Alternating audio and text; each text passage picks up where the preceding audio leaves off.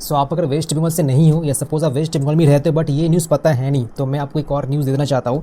हुआ क्या था, वेस्ट बंगाल में जो टीचर रिक्रूटमेंट का प्रोसेस होता है, तो 2016 में काफ़ी सारे ऐसे सिलेक्शन हुए थे जो अनऑथराइज थे, मतलब इलीगली सेलेक्ट किया गया था टीचर्स को उन वैकेंसीज़ के लिए। एंड अभी क्या हो रहा है, 2025 में हाईकोर्ट ने निर्देश दिया है उन सारे एम्प्लॉयज़ को जो गवर्नमेंट एम्प्लॉयज़ है, सरकारी नौकरी, कि आपका जो सिलेक्शन है वो गलत तरीके से हुआ है, आपको फिर से एग्ज़ाम देना पड़ेगा 2025 के एग्ज़ाम।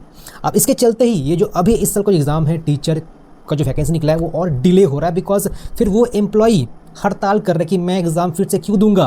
बट हाईकोर्ट का सख्त स्टेटमेंट यही है कि आपका जो सिलेक्शन हुआ था गलत तरीके से हुआ था।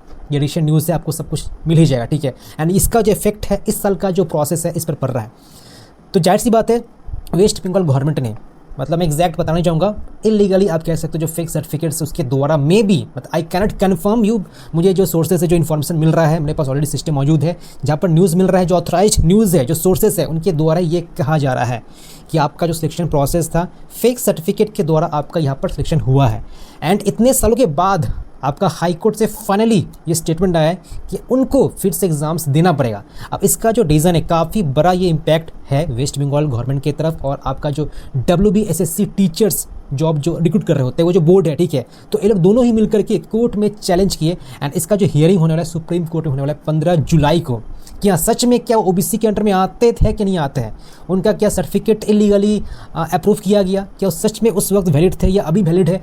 तो इसके चलते काफ़ी मतलब कॉम्प्लेक्सिटी और बढ़ते जा रहा है इसको लेकर के। एंड अगर सुप्रीम कोर्ट में फाइनली एग्री करता है, कोई बात नहीं, जैसा चला चलेगा। बट अगर सपोज सुप्रीम कोर्ट में जो अपील इन्होंने रेस किया था अगर उसको रिजेक्ट कर दिया जाए, देन वापस से वही झमेला हो जाएगा, उनको एग्ज़ाम्स देना पड़ेगा। अभी काफ़ी ये प्रोटेस्ट भी चल रहा है against the government, against the court, आप देखने को मिलेगा आप अगर न्यूज़ वगैरह देखते हो तो, ठीक है। तो कोर्ट अभी डिसाइड नहीं कर पा रहा है कि क्या है आपका जो प्रोसेस है चल रहा है। बाकी अभी जो रिसेंट टीचर रिक्रूटमेंट का प्रोसेस है 14 जुलाई तक एक्सटेंड किया गया है।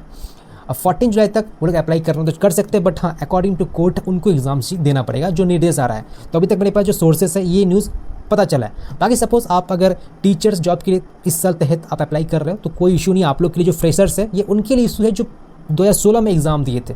तो ये अभी बातें चल रही है, आप न्यूज़ वगैरह देखिए, सब कुछ समझ में आ जाएगा। एंड इससे चलते ही जो भी एडमिशन प्रोसेस है, जो OBC का जो चक्कर है, OBC के द्वारा फेक सर्टिफिकेट्स या इलीगली या अप्रूव किया नहीं गया, एडमिशन करवाया गया, तो उन पर ही काफ़ी बड़ा इम्पैक्ट हो रहा है। तो यही बातें चल रही है जिसके चलते काफ़ी कुछ डिले हो चुके हैं, एडमिशन हो गया, काउंसलिंग का सब कुछ काफ़ी डिले हो चुका है। एंड लगभग 2 महीने का इम्पैक्ट पड़ने वाला है आपका जो ये सेमेस्टर है, ये जो भी एडमिशन प्रक्रिया है। तो यही अपडेट है। बाकी हर एक अपडेट 15 जुलाई के बाद जो भी कुछ अपडेट मिलेगा मैं संग शेयर कर दूंगा। तो आप हमारे जो प्लेटफॉर्म है इसको सब्सक्राइब अवश्य करके रख सकते हो।